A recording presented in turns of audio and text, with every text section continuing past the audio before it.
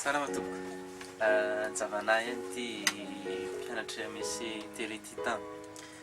Ya, izy moa mpampianatra anahy, mpampianatra développement personnel izy, mampianatra zavatra maro. Fomba nifankahitanay dia tao anatin'ity tambazotra serasera ty ihany. Nahita ny fampianarana za dia resy lahatra dia sendra manome tany tabarikady iny tany. Dia nifanena taminy. Dia nifampiresaka teo dia izy nitsotra be dia niteny izy hoe ampianariko anao izy dia nataony voalohany zany dia nianatra anglais. Dia nirosy tafiantarana anglais zany dia anatin'izany dia manome izy torohevitra maro isan-karazany dia amin'ny fivoarana ny fiainana.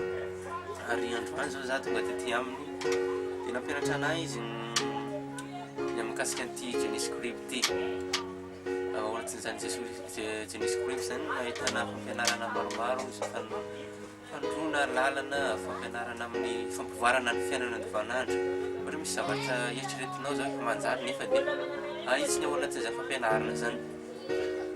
Amin'ny fiainana zany dia ilana ny finoana amin'ny zavatra ataonao zany dia mila mino anao hoe ho azonao ilay zavatra zay zavatra eritreretinao andeha atao, eritreretinao ho azo tenao iainana ny aoriana dia mila fatsapanao zany izy hoe mila mino anao hoe ho azonao zany zavatra zany.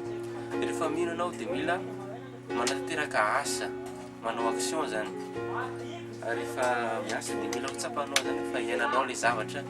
Mila magnano affirmation anao hoe efa iainako izany zavatra zany.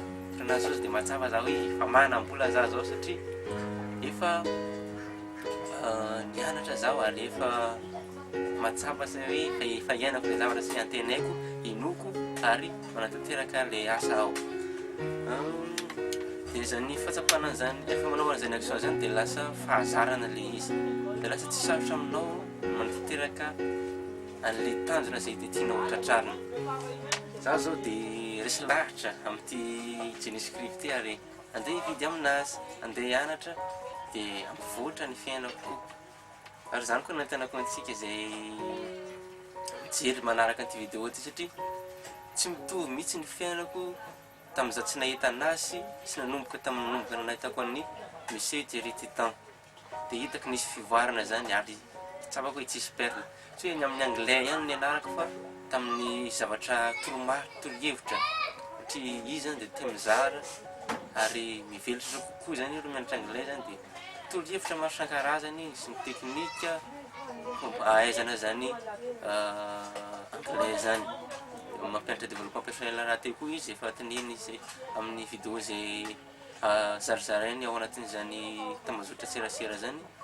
Dia jery eo fa tsara ary mivelatra ny fiainana koa ary mety ho resy lahatra zany ianao anatina anazy. Aza misalasala fa izy tsotra ary afaka mampianatra sy manoro anao ny lalana izay tokony ataonao ampivoatra ny fiainanao. Dia zay angamba ny azoko ambara. Misaotra tompoko.